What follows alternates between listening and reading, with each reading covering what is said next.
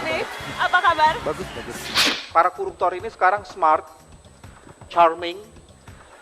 Ya, jadi koruptor hari ini, maka gambarnya akan langgeng sampai anak cucu untuk melihat besok. Dia hanya untuk mencium istrinya dalam keadaan jadi presiden, dia bermartabat dan akibatnya Indonesia makmur. Jadi harus punya istri?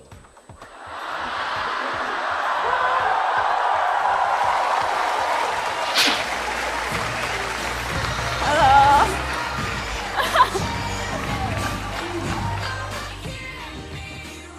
Selamat malam, selamat datang di Mata Najwa. Saya Najwa Shihab, tuan rumah Mata Najwa. Kebesaran Indonesia bukan fantasi dalam potongan geografi maupun demografi. Negeri kepulauan terbesar di dunia dilimpahi karunia alam dan budaya tak terbantah. Flora dan fauna memukau, pemilik terbesar terumbu karang dan hutan bakau. Tapi kebanggaan kartografis itu semu saja ketika negara dan rakyatnya tak berdaya. 69 tahun sudah, negeri terlepas dari penjajah. Bagaimana kini bangsa menatap wajah? Dari Pulau Dewata, inilah Mata Najwa. Melihat Indonesia.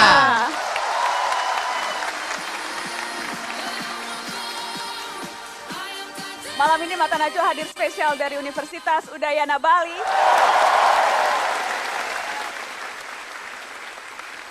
Pemirsa, melihat Indonesia artinya peduli, artinya memberikan sumbangsih pada negeri.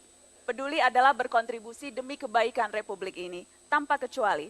Seorang musisi ternama yang asli orang Bali mewujudkan sumbangsihnya untuk negeri. Jika menyebut nama aslinya, I Gede Ari Astina, barangkali hanya sedikit saja yang mengenalnya. Tapi jika kita menyebut nama Jering, segera tergambar sosok penabuh drum di grup musik asal Pulau Dewata, Superman is Dead. Lahir di Kuta Bali 10 Februari 37 tahun silam, Jerings juga menjadi vokalis Devil Dice, serta mengelola sejumlah usaha, salah satunya Tato Shop.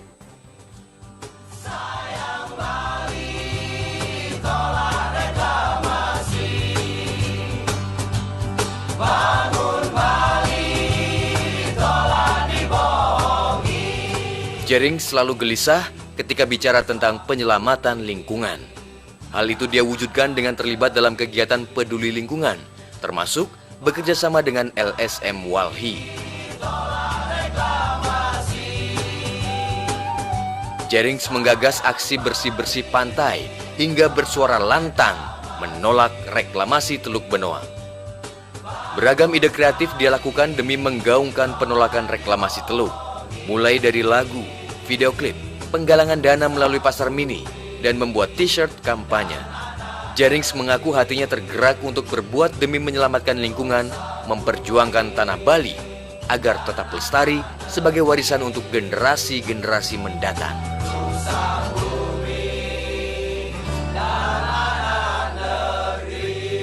Saya undang ke Mata Najwa, I Gede Ari Astina alias Jering, Superman is Dead.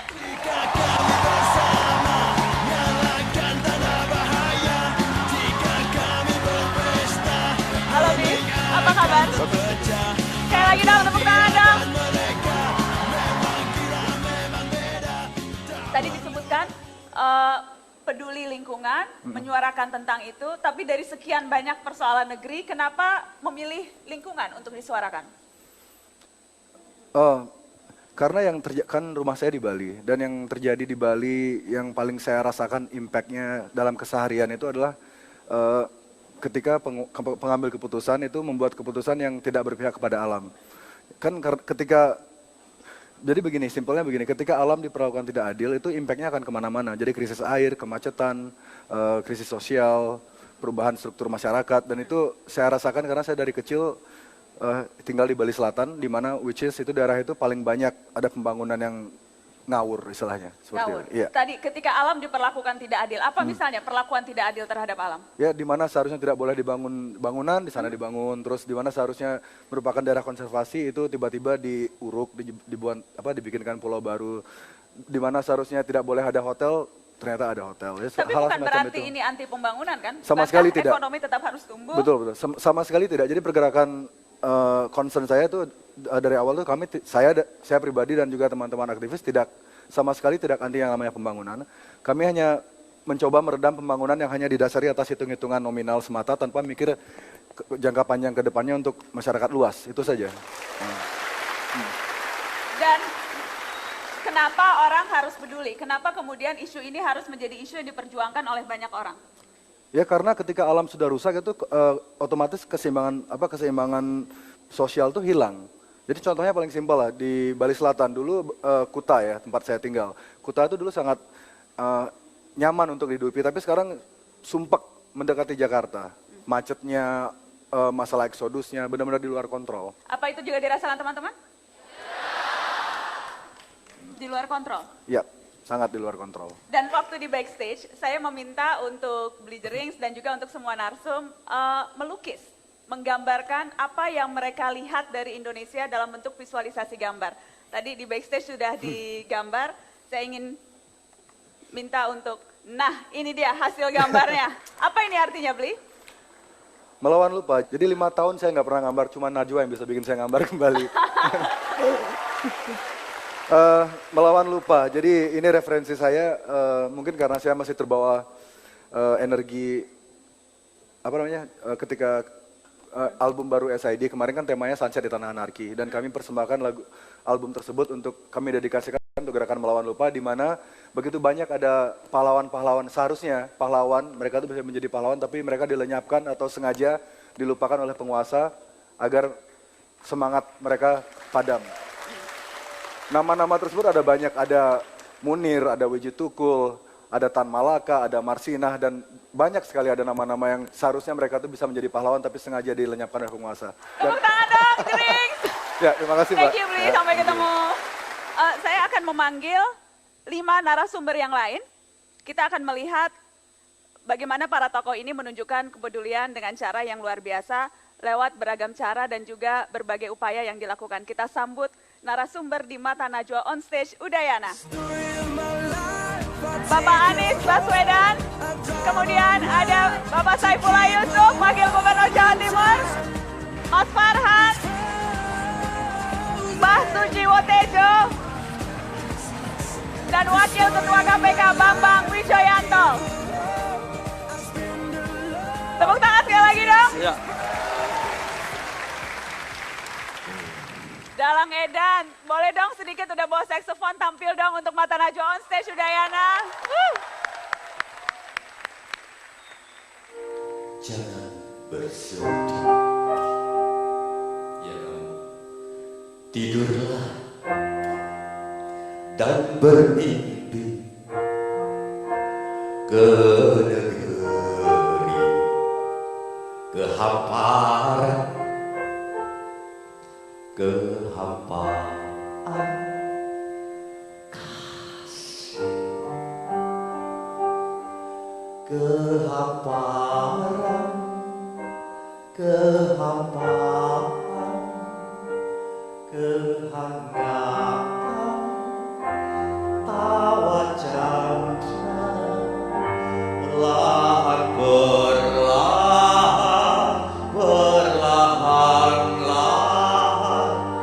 menghampar hampa kasih. Usai pianmu rangkai cerita bahwa Indonesia telah kau jumpai kerukunan tawa canda, dan biar kelak anak-anak bukan percaya cerita tentang tawa canda, dan biar kelak anak-anak bukan percaya bualanmu. Biarkan anak-anak percaya bahwa kau membuat bahwa Indonesia rukun, bahwa Indonesia damai. Jangan kau bersedih.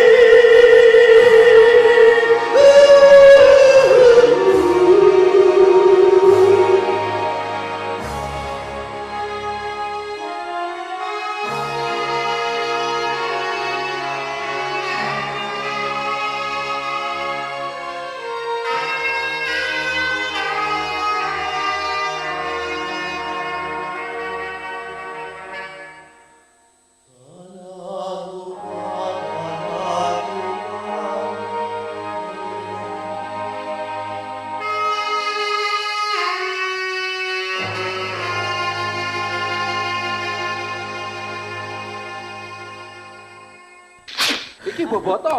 Boboto, Heeh. Enggak, Boboto banget. Saya orang Bandung. orang Bandung. Anak ITB. ITB. Institut Teknologi Boboto.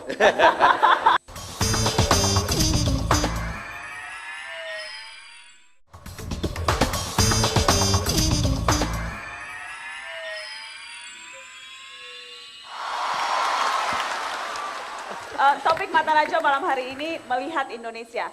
Kita hadirkan beragam tokoh dengan berbagai latar belakang, dengan berbagai pengalaman hidup bagaimana dia melihat Indonesia. Tapi saya ingin memulai mungkin dengan latar belakang yang berbeda-beda ini. Mungkin pertanyaan yang ringan dulu mungkin Mas Anies, Pak BW.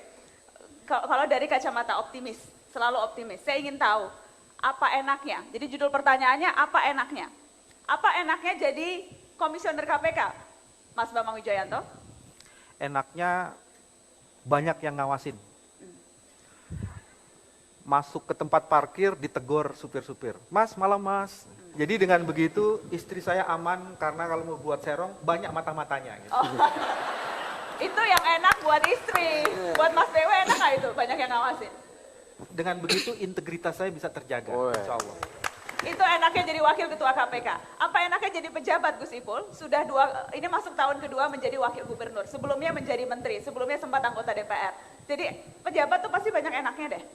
Iya, pejabat itu kan nempel fasilitas di belakangnya. Gitu. Ya kemana-mana difasilitasi. Ya enaknya nggak usah bayar kontrakan, listrik dibayarin, semua fasilitas ada. Ya. Dan ya itulah, ya ada yang menempel fasilitas. Ada yang menempel? Ya. Jadi tabungan utuh gaji karena semua dibayari? Iya. Jujur? Ya, utuh tabungan. Mas Anies, Iya. apa nikmatnya punya relawan sampai ribuan orang? Turun tangan? Turun tangan, iya ada puluhan ribu. Nikmatnya apa ya? Nikmatnya kemana aja pergi pasti bisa gampang ketemu, gampang kontak, dan pasti punya teman. Ini di sini ada pada kaosnya turun tangan. Dari Di seluruh penjuru pasti ada pergi teman. kemana saja, beritahu saya mau ke Bali. Ini tadi juga mau ke Bali, nanti selesai acara ketemu. Dan kemana aja pergi di Indonesia pasti ada. Pasti ada. Dan itu enaknya. Itu enak. Ya. Mas Farhan nih pengurus sepak bola, kemudian juga penyiar dan sebagainya. Tapi saya ingin tahu nikmatnya jadi pengurus sepak bola. Ngurusin Persib tuh nikmatnya apa? Banyak pengikut.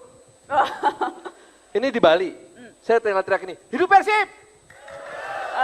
Di Bali aja banyak pengikutnya. Oh gitu ya. Die hard semua ya? Die hard semua. Enggak, tapi Boboto Persib memang jauh lebih ini dari Manchester United di Iya. Eropa. Iya. Lebih Boboto Persib lebih. Gitu. Lebih. Bahasa Jawa emang bobotoh juga? Iki boboto. Bobotoh? Heeh. Enggak, Boboto banget. Saya orang Bandung. Orang Bandung. Anak ITB. ITB. Institut Teknologi Boboto. Jadi banyak orang-orang setia? Banyak orang-orang setia. Jadi saya pernah kaget sekali. Seminggu pertama saya menjadi pegawai Persib. Sekarang kita menyebutnya bukan pengurus tapi karyawan Persib. Seminggu pertama saya jadi karyawan Persib, pulang pergi Bandung Jakarta pakai travel, turun dari travel, tahu-tahu ada seorang pembersih jalanan nyamperin saya langsung cium tangan. Cium tangan? Cium tangan Oh, sebelah lebih ini. dari Habib. Kang nitip Persib, cium tangan. Disitulah saya merasakan nikmatnya berkuasa.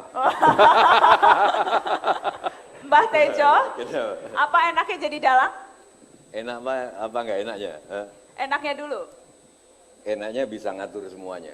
Itu kan maestro-maestro semua. Ada pengendang, ada yang pesinden, kadang 9. Tapi semuanya tunduk sama gedokan ini jempolo. Kapan harus mulai, kapan harus berhenti. Cerita wayang akan kemana. Tiba-tiba mood saya ketika Sinta mau diculik sama Rahwana. Mood saya tiba-tiba, masa sih dari dulu Sinta diculik Rahwana. Kadang-kadang Sintanya kegatelan kok pengen di apa gitu. Iya kadang-kadang mood gitu bisa belok. Kenapa kok gitu? Karena bagi saya kalau dari pengalaman pergaulan siapapun perempuan kalau mau jujur bosen kalau suaminya lurus-lurus saja. Gitu ya? Nggak ada tuh, tantangan. Mana ada ngarang ini. Loh, Rama itu lurus nggak pernah salah. Siapa nggak bosen punya suami gitu? Nggak pernah pulang telat. Nggak. Akibatnya begitu lihat Rahwana, wih maco ini, ya, gitu. Ini nggak setuju aku. Nah, nggak apa-apa. Nggak apa-apa. Nggak apa-apa. Enaknya dalang gitu itu. Semaunya, suka-suka. Ya, semaunya. Semaunya. Itu tadi enaknya. Nah, saya mulai dengan yang enak-enak karena saya tahu sesungguhnya lebih banyak tantangannya lewat profesi masing-masing. Apa tantangan terberat Mas BW yang Anda harus hadapi sehari-hari sehingga sesungguhnya kenikmatan itu rasanya tidak ada apa-apanya dibandingkan dengan tantangan yang harus dilakukan? Wakil Ketua KPK. Apa yang dilakukan pasti ada cacatnya. Justru itu jadi tantangan terus-menerus. Karena saya suka bilang pilot yang handal dihasilkan dari cuaca yang paling buruk. Jadi selalu ingin meningkatkan diri untuk jadi pilot yang handal karena tantangannya luar biasa dahsyatnya. Gus Ipul, apa nggak enaknya Gus Ipul itu karena diawasi oleh orang sebelah ini? Iya, salah satunya. Salah satunya itu. Salah satunya. Tapi ya itulah konsekuensi pemerintahan era reformasi ini. Ya harus diawasi. Ya jauh kalau saya banding-bandingkan dengan zaman dulu ya enak zaman dulu. Sekarang semua harus terencana sesuai dengan apa yang sudah digariskan oleh ketentuan. Meleset sedikit bisa urusannya panjang gitu. Bisa urusannya panjang. Maka itu harus lebih teliti lah dalam mengambil keputusan. Koruptor tahun 50-an, 60-an, memangnya nggak ada korupsi? Ada. Menteri Kehakiman, waktu itu Menteri Kehakiman aja kena kasus korupsi, tahun 50-an. Artinya bukan barang baru, tapi bedanya jadi koruptor hari ini, maka gambarnya akan langgeng sampai anak cucu untuk melihat besok.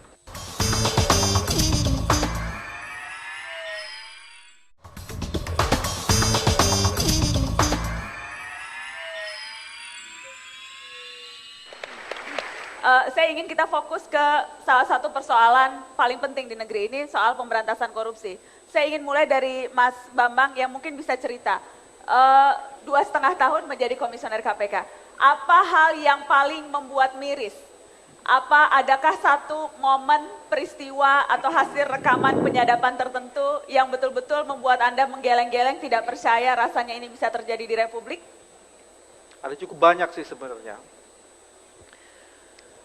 Ketika orang melakukan kejahatan, itu kejahatannya itu dilakukan dengan sistematik sekali dan kadang-kadang di luar akal sehat kita. Mbak Nana bayangkan misalnya,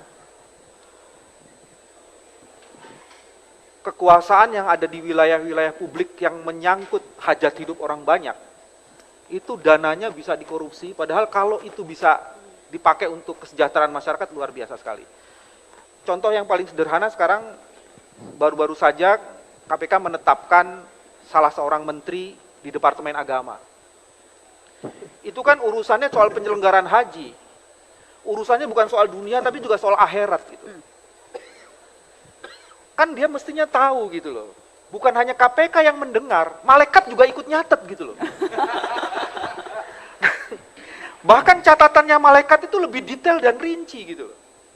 Karena alat sadapnya lebih canggih pasti kalau malaikat. Oh iya, alat tanggapnya pasti lebih canggih. Apapun yang kita lakukan itu tercatat dengan cukup baik dan rinci sekali gitu loh. Nah, bermain-main di wilayah itu kan menurut saya masa sih Tuhan mau ditipu juga gitu kan? Anda melihatnya itu. Jadi korupsi di Kementerian Agama itu seolah-olah menipu Tuhan. Salah satunya begitu. Jadi ini kan menyangkut hajat hidup orang banyak gitu. Dan ini urusannya bukan urusan dunia aja, urusannya udah urusan akhirat gitu. Nah, kalau urusan akhirat dipermainkan, wah, ini kan hanya satu kata gitu, na'udzubillah min dzalik. Kalau gitu saya mau muter ada satu cuplikan.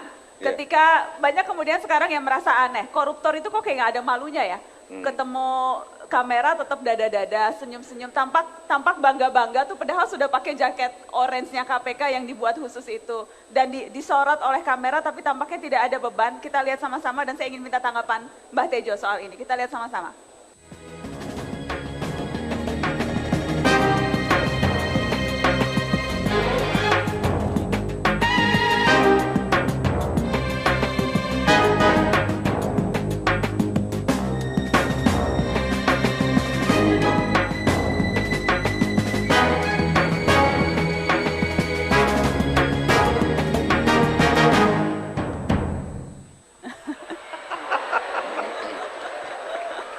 Mas BW, saya ingat Mas ketika Anda pernah bilang tipologi koruptor sekarang itu pandai atau sadar memanfaatkan kamera, dada-dada dan sebagainya itu untuk menunjukkan bahwa mereka korupsi itu tidak ada apa-apanya, toh masih bisa dengan PD dada-dada.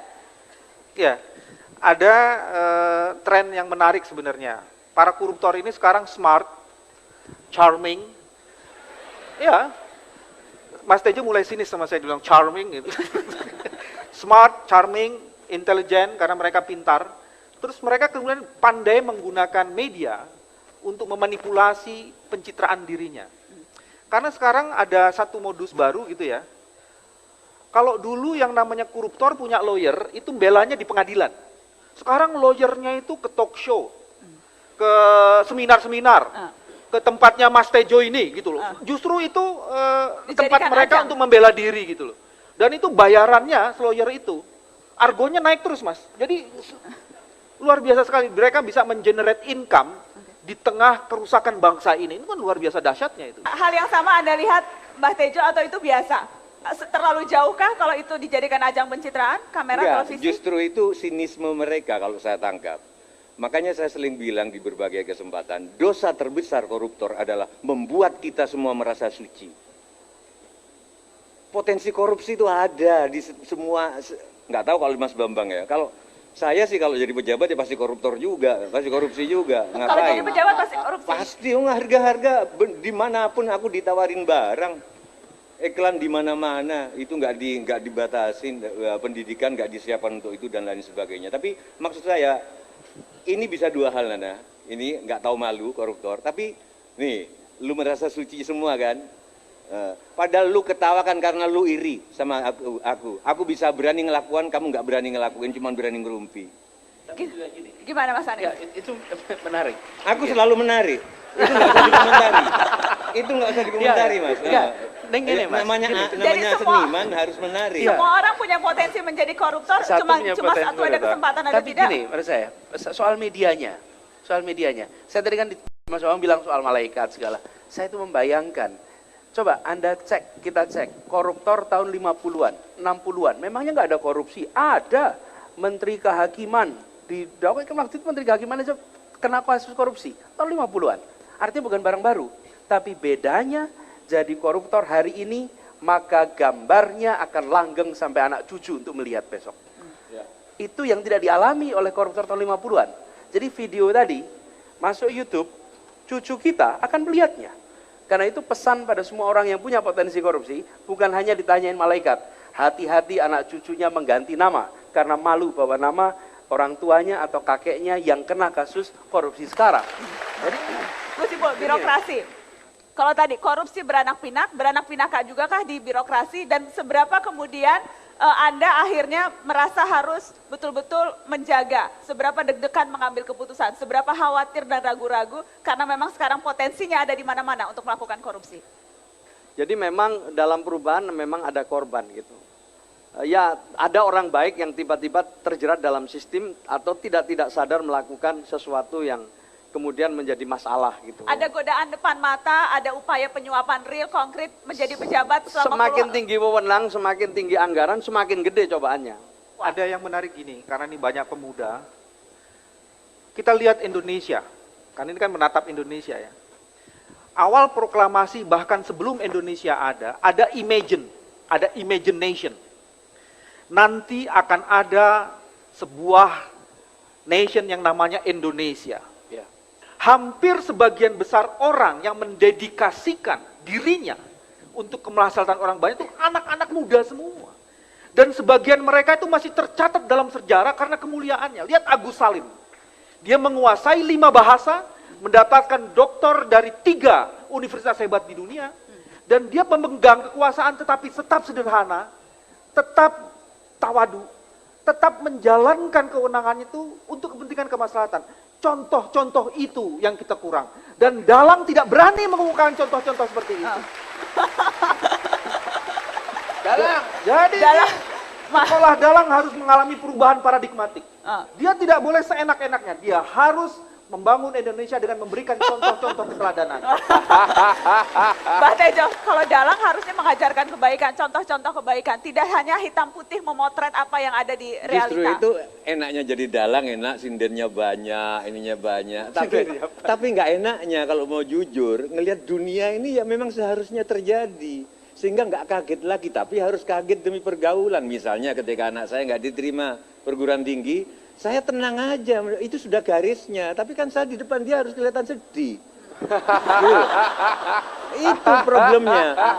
Oke, saya karena Presiden Jan Juker, saya ketika Akil Mukhtar ketangkep, saya ikut juga. Masa ketua MK kok gini, padahal dalam hati loh, itu bagian dari supaya dunia ini bisa berputar. Dengan adanya itu wartawan bisa nulis, keluarganya hidup, ada demonstran. Iya. Loh, Jadi selalu ada hikmahnya. bukan selalu ada, memang begitu dunia. Memang begitu dunia. Sehingga begitu ada orang demo terhadap sopir-sopir angkot hidup, penjual teh, minuman hidup. Kalau nggak gitu nggak jalan dunia. Tapi kan aku harus ganyang koruptor. Padahal dalam hati yang memang semestinya ada dia. Semestinya. Dia diperlukan. Gimana Mas? Realistik sekali. Tapi Cuman sebentar Mas Anies. Makanya saya fatwa saya ke Jan Juker, oke silakan ngeritik siapapun yang jadi koruptor, tapi tidak dengan kebencian. Tidak dengan kebencian. Tapi kritik tetap boleh dong. Kritik tetap diberikan. Jangan seperti orang komisioner KPK. Ketika udah menangkap, konferensi persnya cengengas-cengengas. Wah, KPK sudah jelas-jelas. Anggoro begini. Di sininya, tolong sampaikan ngomong kita sudah cengengas-cengengas. Minimal ya nggak enak dong sama dia dong. Gitu ya. Ini dari tadi kok berantemnya berdua terus ya. Antara Dalang dan komisioner KPK ini seru. Ini artinya di KPK nggak boleh ada dalang. Nggak boleh ada dalang. Nggak boleh ada dalang. Karena dalang sesungguhnya tuh ada lain lagi. Belum dibuka tadi dalang sesungguhnya. Mas Anies. Memang pandangannya betul. Kita kadang-kadang heran kalau ada yang kaget. Seakan-akan korupsi itu baru mulai kemarin. Gitu.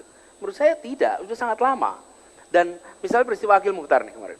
Itu ketika terjadi, semuanya mengatakan, wah Indonesia ini seakan-akan tumbang. Karena ada satu ketua sebuah lembaga yang sangat dihormati, diharapkan. Kemudian kemarin juga ada penangkapan Menteri Agama. Penetapan tersangka. Saya ingin mengatakan begini, jangan hanya lihat sisi gelapnya. Kalau saya melihat Akil Mukhtar ditangkap itu, bukan persoalan, wah tertangkap, nggak ada yang aneh. Justru kita harus melihatnya masih banyak anak-anak muda Indonesia yang tidak bisa dibeli dan sanggup menangkap siapapun yang melakukan korupsi di Indonesia. Jadi kita akan lihat, nih loh lihat, memangnya anak-anak muda yang pada menangkap itu tidak mempertaruhkan segalanya. Saya kenal dengan banyak anak-anak di KPK ini. Penyidik. Itu nyalinya besar sekali. Dan kalau ditanya mereka itu sebetulnya berhadapan dengan risiko yang hampir kita semua tidak menghadapi. Kira-kira kalau korupsi itu beres gitu misalnya, keuntungan pribadinya apa sih? Kalau ditanya kepentingan pribadinya, kan ini adalah kemanfaatan publik yang luar biasa. Ya. Nah, ini yang menurut saya harus ditonjolkan. Jadi tidak aneh ada yang korup, tapi kita justru tunjukkan masih banyak orang-orang muda. Ini anak-anak muda-muda nih, kebanyakan anak muda, Bang di situ. Dan mereka bukan dalang. Ini kayaknya duduknya harus tukeran ya. Dia hanya untuk mencium istrinya dalam keadaan jadi presiden, dia bermartabat dan akibatnya Indonesia makmur. Jadi harus punya istri.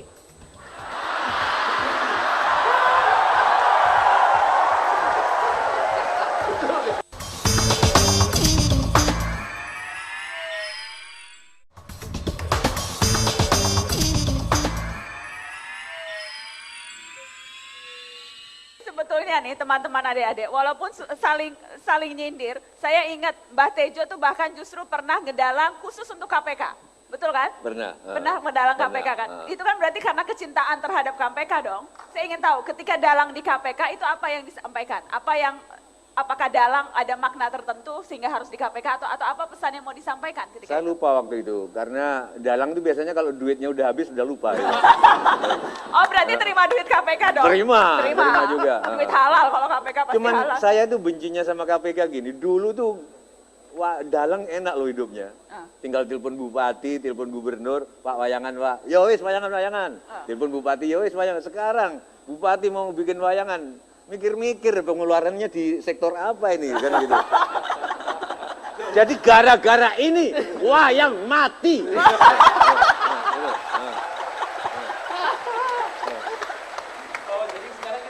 Udah tahu sebabnya.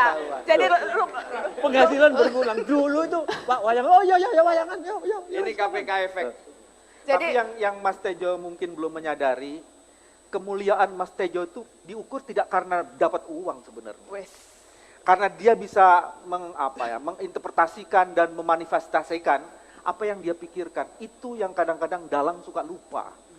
Jadi Mas Tejo walaupun kurang dapat bagiannya, tapi kan keluarga sehat, istri tetap baik, gitu loh. Itu kemuliaan lain yang didapat, tapi dalang kadang-kadang tidak paham soal-soal kayak begitu.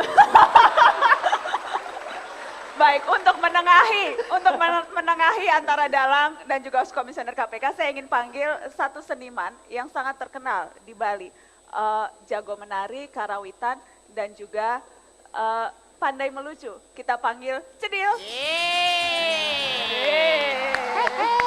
Saya nyanyi. Wahai engkau para pemuda, jagadana pemudi,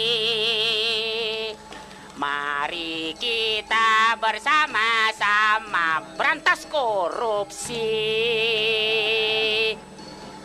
Jadilah pemuda yang gagah dan ajak berani. Ayo semua mari tunjukkan jati diri. Indonesia, Nusantara bermartabat di mata dunia. Ayo, ayo, ayo kita berantas korupsi. Ayo, ayo, katakan stop korupsi. Stop, stop,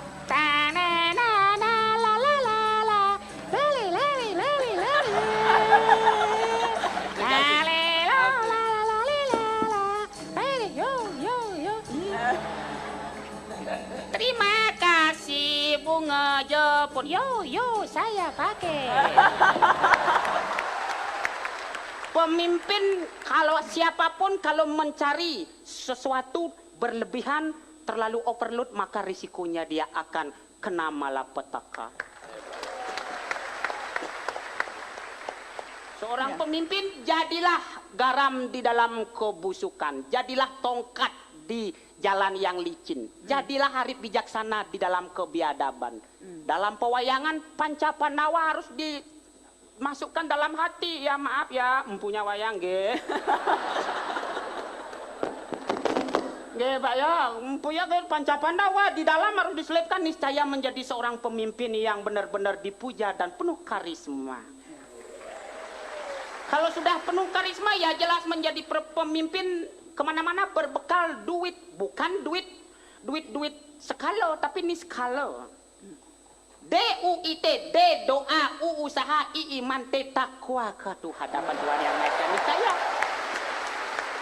apapun nantinya, jelas seperti perahu itu, jadilah orang bijaksana. Sebab pintar boleh, cerdas boleh, hebat boleh, pengetahuan boleh, tapi yang jelas bijaksana dan akhlak yang aja mulia. Luar biasa. Bukan luar biasa Mbak, tapi biasa. Biasa. Nggak, buat saya luar biasa. Oh, bagi Mbak luar biasa? Sangat luar biasa. Akan saya ingat selalu di rumah. Tepuk tangan dong. Terima kasih banyak. Itu tadi seniman andalan Bali, tokoh Cedil I Ketut Suwanda. Di balik jok-jok, di balik lelucon-lelucon, tapi sesungguhnya ada makna kebenaran di dalamnya. Tadi disebutkan pemimpin, bagaimana pemimpin harus bersikap. Saya teringat Mas Bambang, ketika tadi malam di running text Metro TV ada tulisan seperti ini. KPK ingin capres terpilih nanti membuat atau menyelenggarakan tes integritas pejabat. Apa itu persisnya tes integritas pejabat? Bagaimana tes itu akan dilakukan? Ini ada buku ini Mbak Nana, 8 agenda anti korupsi bagi presiden.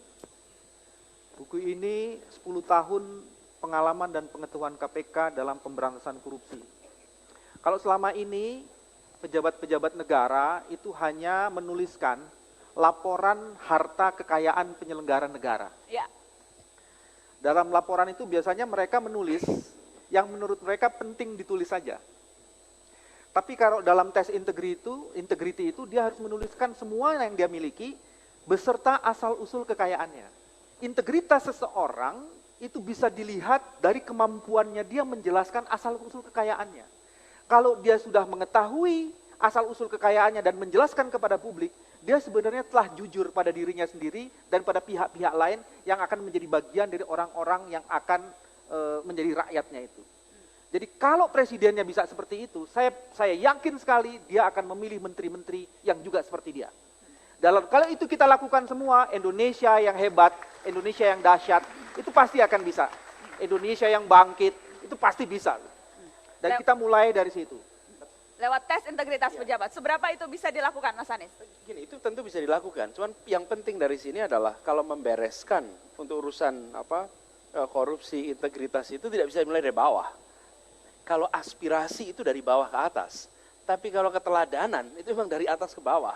Mas Bambang, tadi maksudnya tes integritas itu tes integritas kepada calon presiden yang sekarang akan bertarung atau ke siapa nih? KPK menantang Kalau capres. di sini sebenarnya dalam usulan ini komitmen itu adalah tes integrity untuk pimpinan ya, calon presiden ya, dan kemudian yang menjadi wakil dan pembantu-pembantu utamanya. Kami mulai dari situ. Tapi yang jelas untuk Pilpres 9 Juli nanti, jadi KPK ingin agar setiap capres, ada 2 capres yang nanti akan bertarung, itu akan berani membuka, menjelaskan dari mana asal-usul kekayaannya. Itu salah satunya gitu. Salah duanya yang kami usulkan juga komitmen itu adalah, mungkinkah capres atau calon presiden dan wapres ini mengemukakan, membuat komitmen, nanti kalau saya jadi presiden, maka keluarga batih saya, anak istri saya dan keluarga-keluarga dekat saya, tidak lagi mempunyai usaha yang bisa mengakses APBN. Dengan begitu bisa diminimalisasi potensi konflik of interest dalam penggunaan dana-dana yang diatur dalam anggaran belanja negara. Dengan begitu jadi kemudian ini semacam orang-orang ini kontrak, KPK ingin ada semacam kontrak yang dilakukan oleh calon presiden? sebenarnya di sini agak soft, kita tidak sebut kontrak, tapi kami sebut komitmen itu kalau dikemukakan oleh calon-calon presiden itu dan didengar oleh seluruh rakyat Indonesia, maka kemudian rakyat itu pasti akan memilih orang-orang seperti itu. Dan kita minta setelah itu bukti bahwa komitmen itu dilaksanakan. Oke, baik. Pertanyaan saya sebagai dalang, mana ada orang yang nggak bermasalah?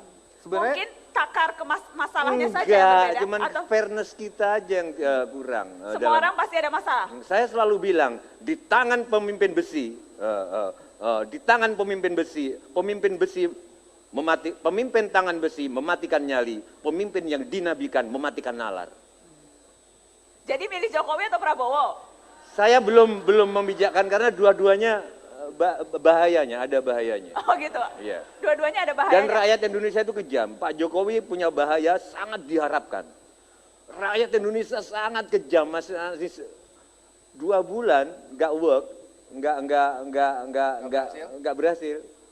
Bukan saja dihina, bisa dibunuh. Karena ekspektasi yang terlalu tinggi akan bisa mengecewakan. Rakyat ini bahaya, dua-duanya bahaya. Dua-duanya bahaya. Ya. Jadi sekali lagi saya ulang, Jokowi atau Prabowo? Dalang ragu-ragu. Saya memilih. Gini deh. Saya cuma menunggu gini, Najwa, dari nomor 1 sama nomor 2. Saya sekarang kembali ke saya pilih yang jujur. Yang jujur adalah yang mengungkapkan motifnya, mikromotif. Mikromotif tapi makro behavior. Saya nggak percaya lagi orang yang jadi presiden demi bangsa dan negara. Saya akan pilih, saya pengen jadi presiden karena saya ingin mencium istri saya dalam keadaan saya menjadi presiden. Itu dampaknya akan luas. Jadi lebih jujur. Dia hanya untuk mencium istrinya dalam keadaan jadi presiden, dia bermartabat dan akibatnya Indonesia makmur. Jadi presiden. Harus punya istri?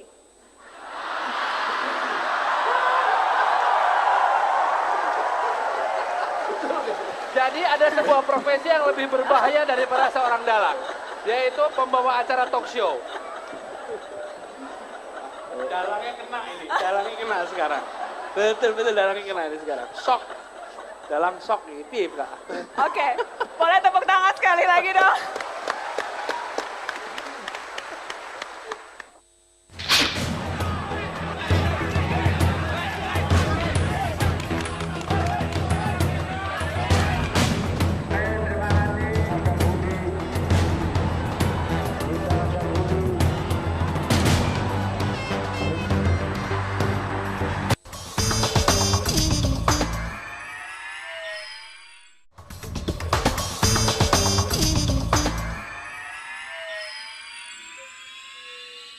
Indonesia dari salah satu problem yang paling krusial, problem korupsi.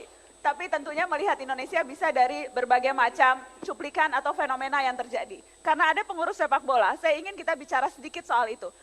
Mata Najwa sudah mengumpulkan beberapa cuplikan peristiwa adik-adik dalam bentuk video. Saya ingin nanti masing-masing narasumber di sini menanggapi bagaimana melihat Indonesia dari peristiwa itu. Kita lihat yang pertama berikut ini.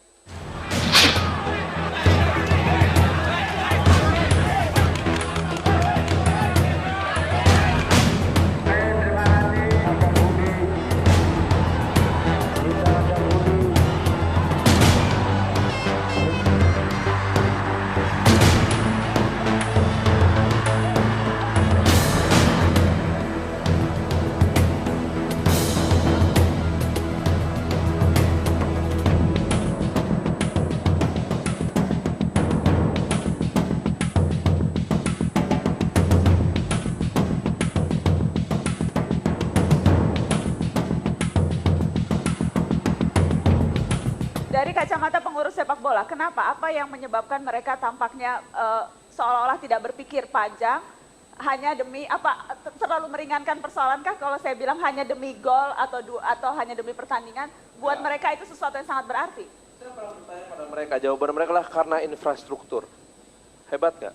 Karena infrastruktur? Karena infrastruktur, jadi mudah sekali. Mereka bilang begini, mereka yang datang ke stadion adalah mereka yang hidup $2 per hari. Itu adalah garis batas kemiskinan. Harga tiket itu adalah paling murah Rp25.000, persis $2. Jadi kalau dia beli tiket, maka dia tidak makan satu hari. Infrastruktur pertama yang tidak ada adalah ketika calo mengkuasai, harganya 2 kali lipat. Artinya secara statistik dia tidak makan 2 hari. Artinya dia mesti nabung untuk bisa membeli satu tiket. Kemudian dia datang, masuk, begitu masuk, ternyata banyak yang pakai tiket palsu atau beli tiket keriting. Tahu tiket keriting nggak?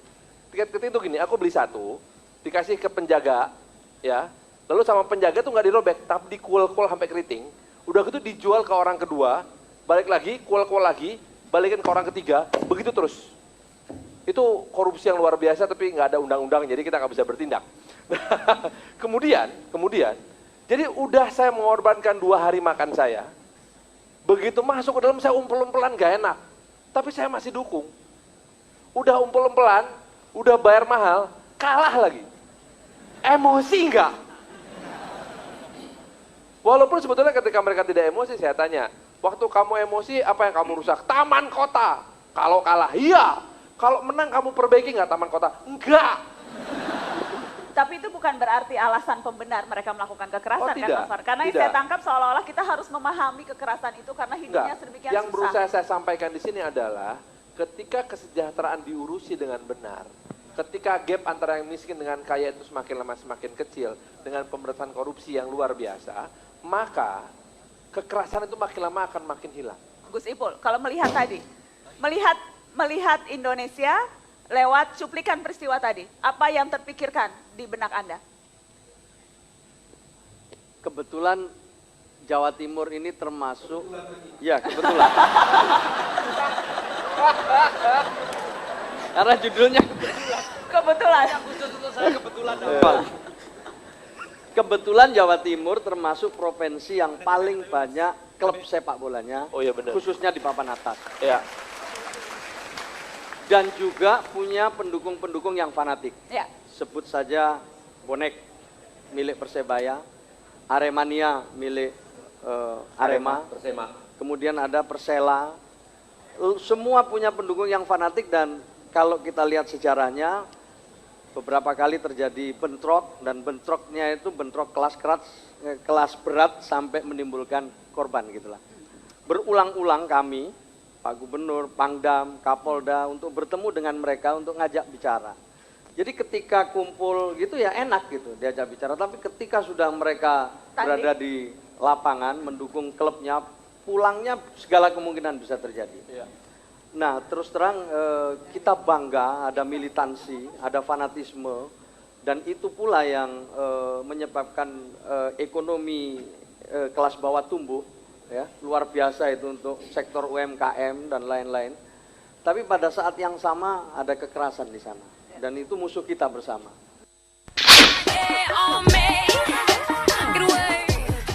Mbah Tejo. Kok pas gitu ya? Tatapan matanya tuh pas di capture kamera.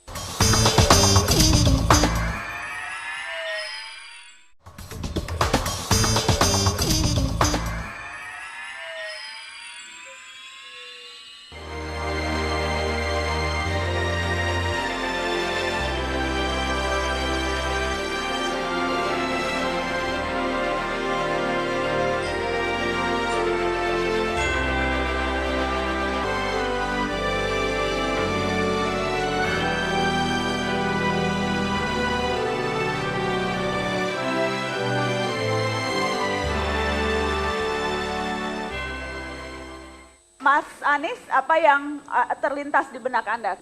Fenomena ini terjadi di banyak sekali tempat. Lokasi mereka tinggal sangat terpencil, tapi semangat belajar mereka luar biasa tinggi. Itu satu hal yang pasti. Ini tiga hal itu menjadi masalah jadi satu. Begitu punya masalah transportasi, ada masalah transportasi, otomatis langsung punya masalah kesehatan, punya masalah pendidikan, otomatis. Ini yang kelihatan di sini adalah anak mau sekolah. Bayangkan ibu yang akan melahirkan. Bayangkan orang yang sakit. Akses ke fasilitas kesehatan, fasilitas pendidikan selalu bermasalah. Karena itu problem ini bukan semata-mata problem pendidikan atau juga kesehatan. Ini problem infrastruktur. Dan ini artinya sebenarnya juga masalah korupsi. Sebenarnya dana ada, fasilitas cukup. Jadi saya ingin menggambarkan bahwa fenomena tadi itu hanya ujung puncak dari sebuah gunung es di tengah laut. Di balik itu ada masalah yang jauh lebih besar daripada sekedar anak-anak yang mengalami kesulitan. Tapi kita harus segera membereskan, terutama untuk kesehatan dan pendidikan. Jadi begitu transportasi dibereskan, itu efeknya luar biasa. Kalau yang ini cuplikannya juga dahsyat, dan saya khusus spesifik minta Mbah Dalang Sujiwo Tejo untuk mengomentari yang dahsyat ini. Is insane, a coke bottle shake, yeah, screaming my name, but wait, she said she got a man, the way she move it, got me in a trance, I gotta tell her that I'm a fan, yes sir. You never catch me, he looking hard, he need a neck brace, is it cause everything now is official, yeah, on me, get away. Mbah Tejo, kok pas gitu ya? Tatapan matanya tuh pas di capture kamera. Melihat Indonesia, Agnes Mo ke dunia internasional. Melihat Indonesia dari kacamata itu, bangga? Dua hal, Nana. Pertama, ada kemajuan. Biasanya orang Indonesia rata-rata kayak kepiting yang merah yang hidup di Australia itu, yang kalau ditaruh di jembung itu, jembung bahasa Indonesianya apa sih? Apa dong? Panci apa? Kalau mau keluar selalu ditarik sama teman-temannya untuk masuk lagi deh. Ya. Dulu terakhir pada zamannya Inul. Inul mau go internasional ditarik kan sama kiri kanan kan. Nah dari segi Agnes Monica dari segi itu lumayan fair. Nggak ada teman-teman yang narik-narik supaya dengan fitnah dengan ini itu supaya nggak usah Karena go. semuanya bangga. Karena semuanya bangga. Tapi di lain pihak kebanggaan ini siapa yang menikmati berapa gelintir? Ada gap, makanya saya usul tadi dari usulan Farhan, orang sepak bola bisa keras kayak gitu bonek, karena gap. Nah, saya usul bisa nggak KPK turut juga bukan soal ngurusin belanja, expenditure, bukan ngurusin penerimaan negara, tapi ngurusin gap. Karena yang dijual oleh, saya tadi ketemu sama teman-teman Bappenas, yang dijual oleh pemimpin-pemimpin kita keluar adalah GDP. Terus kita meningkat, memang meningkat, tapi hanya dihasilkan oleh segelintir. Gap itu ternyata makin tajam sekarang. Ya. Dia punya ukurannya sekarang sudah 0,41. Nah, kalau padahal bahayanya itu 0,5, itu udah bahaya banget. Nah ini makanya gap ini apa nggak bisa masuk dalam tinjauan KPK juga gitu loh. Seringkali kita malah ketimpangan ini nggak bereskan. Ketimpangan ini, Mas, itu timpang antara yang terdidik tak terdidik, bekerja tak bekerja. Kemudian antara mereka yang berada di kota dan di desa, di Jawa dan di luar Jawa. Jadi gap itu jangan dibayangkan ekonomi saja, Tapi gap itu ada, timpangan itu ada aspeknya banyak. Ini yang harus dibereskan. Jadi dan caranya bukan dengan menurunkan yang di atas, tapi justru dengan mengangkat mereka yang tertinggal. Karena sebenarnya kalau dilihat nih, 40 tahun yang lalu kita semua sejajar. Sejajar di mana? Dengan yang sekarang masih di bawah. Gitu. Jadi itu yang harus kita ubah. Jadi bagaimana kita mengangkat itu. Dan kalau saya sangat percaya, kuncinya adalah sehat terdidik. Begitu dua itu tercapai, maka peluang untuk hidup lebih baik langsung muncul. Sehat terdidik. Baik. Ini hasil didikan Indonesia juga. Tapi kalau pakai kriteria Mas Anies, artinya Mas BW ini sekolahnya nanggung. Oh, gunungnya cuma satu kok.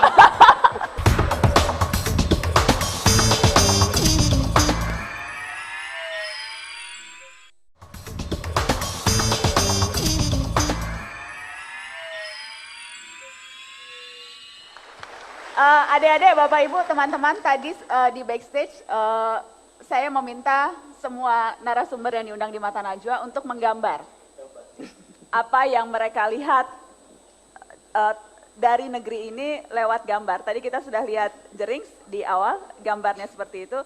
Sudah berurut, saya minta masing-masing nanti menjelaskan apa cerita gambar ini. Siapa dulu yang mulai? Gus Ipul? Paling jelek duluan ya. Duluan, melihat Indonesia. Tepuk tangan dong. Bisa di close up nggak?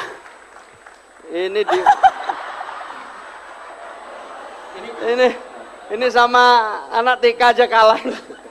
Ini kalau kata Pak Tino Sidin, bagus. Bagus. Jadi saya mendadak disuruh ya, saya ingat gunung, saya ingat laut milik Indonesia, saya ingat pohon-pohon milik Indonesia. Saya ingat bahwa Indonesia ini katanya menurut Kus Plus itu luar biasa ya.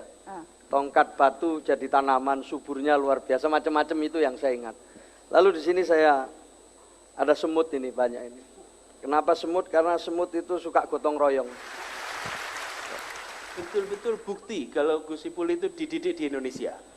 Semua orang yang diminta menggambar pasti gambar gunung 2. Pasti. Tepuk tangan dong Gus Ipul.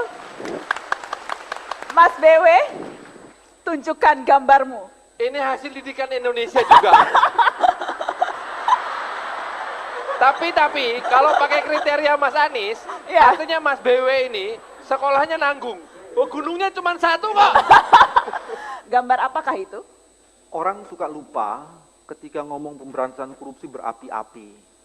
Padahal sesungguhnya keluarga menjadi fondasi yang paling fundamental untuk membangun Indonesia. Dari hasil kajian KPK terbukti orang-orang yang bermasalah itu sebagian besar adalah orang yang juga bermasalah dalam keluarganya. Dari KPK untuk Indonesia yang jujur dan berintegritas. Oke, sip. Mas Farhan, tunjukkan gambarmu, Mas. Saya percaya bahwa sepak bola itu bisa jadi pemersatu Indonesia. Bahwa, terima kasih. Sepak bola itu ketika ditempatkan sebagai sebuah alat perjuangan, maka akan jadi yang namanya alat pemersatu. Ingat, PSSI berdiri tahun 1930, Persib berdiri tahun 1933. Tahun 1933, Persib itu singkatan dari Persatuan Sepak Bola Indonesia Bandung. Jadi sejak tahun 1933, sepak bola dijadikan sebagai alat perjuangan untuk membentuk Indonesia saat kata Indonesia masih merupakan kata yang subversif di mata dan di telinga para penjajah kita. Jadi jadikanlah sepak bola sebagai pemersatu Indonesia, mau Anda laki-laki, mau Anda perempuan, kita semua merah putih. Luar biasa. Mas Anies? Nah, ini gambarnya warna-warni. Oke. Kenapa warna-warni ini? Karena ini adalah gambaran Indonesia kita. Indonesia yang penuh dengan variasi, sangat bineka, banyak penduduknya di sini. Terus mereka dekat gitu. Jadi sebayangan saya, Indonesia itu seperti sebuah tenun. Tenun itu anyamannya menjadi indah karena warnanya bervariasi, bahannya bervariasi, dan itu tenun kebangsaan kita. Tapi tenun itu tidak bisa kuat kalau istilah Mas Tejo tadi timpang.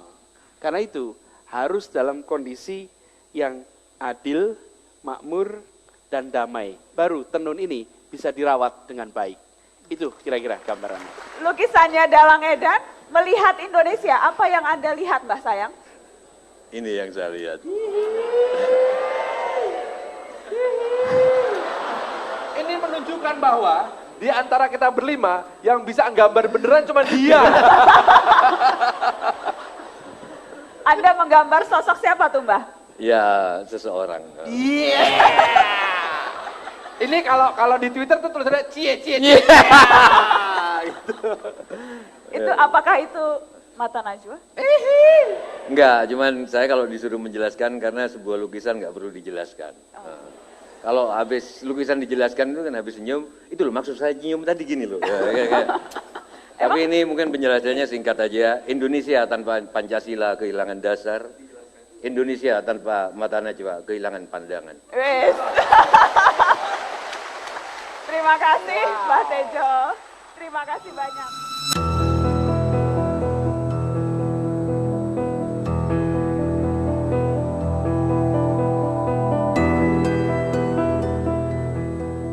Indonesia tidak terbuat dari kebanggaan yang sama, tapi kesamaan nasib anak bangsanya. Terbangun dari rasa memiliki anak bangsa yang berjanji untuk peduli. Di tanah kita, agama dan tradisi saling membeli arti, membuka peluang untuk saling menghargai. Indonesia negara hebat, pelaku demokrasi yang melesat cepat. Mari menjaga yang kita miliki, membangun tradisi baru yang bersih dari korupsi. Mengawal keras jalannya demokrasi, mengubah watak kekuasaan untuk lebih mengabdi. Negara akan kuat senantiasa saat rakyatnya terdidik untuk berdaya. Jika sejarah menuju lebih sempurna, Indonesia yang jaya sudah di depan mata.